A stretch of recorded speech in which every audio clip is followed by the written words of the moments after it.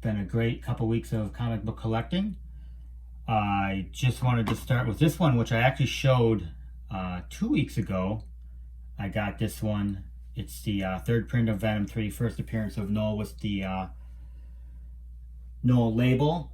And because the prices had been coming down, I was able to grab this one. Really pumped to get this one. So also has a Noel label, CGC 9.8, and of course it's signed by Donny Cates and Ryan Stegman and sketched. You can see their kind of funny little Venom faces they put here. I'll try and get it a little bit closer so you can see the funny little Venom faces they put there. And this is kind of the definitive one in my mind. You've got Noel. I think when people think of Donny Cates and Ryan Stegman, and who knows what they're going to do. They've done such a great job, and they'll probably invent a lot of other great characters. But Noel, I think, is kind of their crowning achievement. To have them both sign I'm really pumped up about that. So this is definitely one that will be in the PC for a long time. And this one, which I was excited about, will probably be one I may sell once he reaches the MCU, if ever, or maybe I'll never sell it. I don't know. I do like to buy, as you've known, and if you've watched this channel, duplicates or triplets of things, especially if I know or think they're going to go up in value. The price on this one has come down quite a bit. I think these signed 9.8s, and with a remark like that, I mean, this at one point I think was going over $1,000, maybe $1,200. I got this one for steal, almost half that. I guess a little bit more than half that, but and so it's one you could look for. So I have the first print, the 1 in 25 of the first print, and now the third print. So I'm probably have enough Venom 3s now for the rest of my life. But excited to get this one. And then the next one that I got, I have been trying to get for many, many, many years, and is personal Grail. Let me show it. It is, ta-da, ASM 300. So this is a big daddy these days, and it's signed by Todd McFarlane, obviously, and Stan Lee. So books with Stan Lee's signature, big books with Stan Lee's signature, I think are hard to find these days, or they're easy to find but hard to afford. I got a great deal on this one as well. And it looks like it was, this label's old, the case is an older one, so of course there's always a chance that you could maybe resubmit it for a 9.8, but it has some slight issues up here in this corner.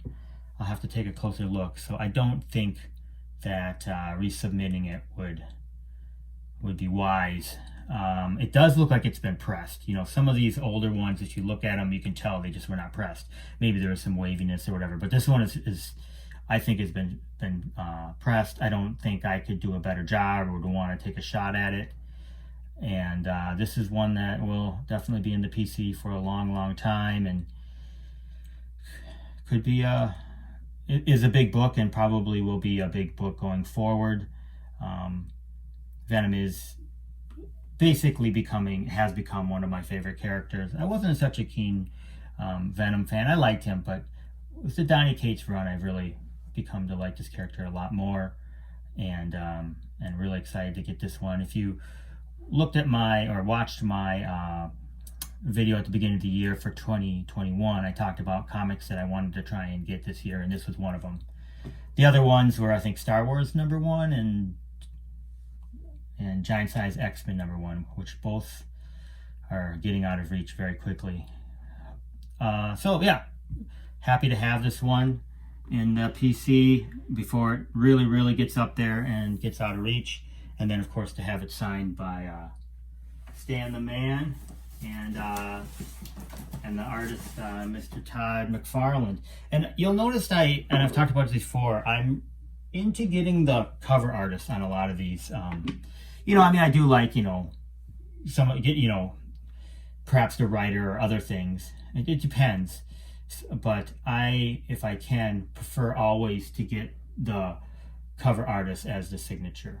I do obviously have a number of comics that don't have that. So, for example, I have Donny Cates signing or whatever, but that's my preferred manner. So the other thing this week is I did get my pre-order. So I pre-ordered books 90 days in advance through my comic shop. I recommend everybody do that. Get great pricing, and then I have them shipped once per month. So they load them all up and then they send them to me. The shipping is very reasonable that way, and of course you're getting $4 comics for like $2.79 or something like that, and they bag and board them, so it's great. So I already opened the box. You don't need to see that. And here it is. I actually can't even remember what I ordered 90 days ago, so it's always kind of a Christmas for me. So let's check them out. Yes, Immortal Hulk is coming to an end. This is a key. I can't remember why. I got stuck on number 25 for Immortal Hulk, and I think I did read 26, so I need to catch up with that. I have this full run. I have multiples of a lot of the keys, and we'll see where this ends up. And I do pull Batman. I haven't read Batman for a while. I need to get on it. I think I stopped reading Batman. I read the first one when Tynion took over. Tynion, I'm not sure how you pronounce that. But yeah, that was it's been he's introduced a lot of new characters, as everybody knows, and that's, I think people have been really liking this run. I need to do a better job of getting on it. Let me adjust this just a second here. Push this back just a little bit so you can see the full cover. It's tough to move from a slab to a modern size here. So those are two good ones. I'll put those in the PC. And Thor, yes. So Thor, I read, so I've about 3 issues, maybe on Thor 12, I think, of the Donald Blake run, and it's been interesting. Not as good as, of course, the Black Winter run initially, and I think they intentionally did that. They knew that the King in Black was going to be there. They didn't want to have an Incredible Thor run coincide with King in Black. That's at least my thought process. And then so we'll finish this one out. Cates will come back. Hopefully he'll bring the Black Winter back, and there'll be a bunch of fun stuff. I am on Miles, I think 18. Huge Mile fan, so I pull it regardless. This has been a great run, and 25 is a big issue, of course, that I know I ordered, but this is 24. This is the cover A.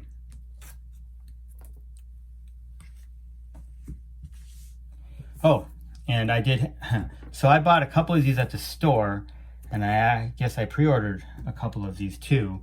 I think this is one of the most iconic covers that I've seen for, it's kind of tough to try and get it, for Venom. I just think this one's going to go down. And no one knows, sorry, spoilers, but after the King in Black, he turns into, he turns into the King of Black after the King in Black series. So is he not going to be on Venom anymore? We don't know. I would assume they're going to, on 35, perhaps, will be the end of this run. I don't know. I mean, this run has been very good for them, as we know.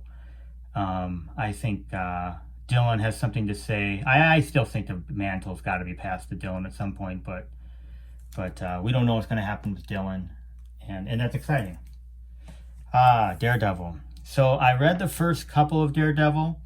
I have this whole series, and it was good, and obviously in reading the beginning, I kind of know what's happening, obviously, because Elektra took over, but this is a great cover.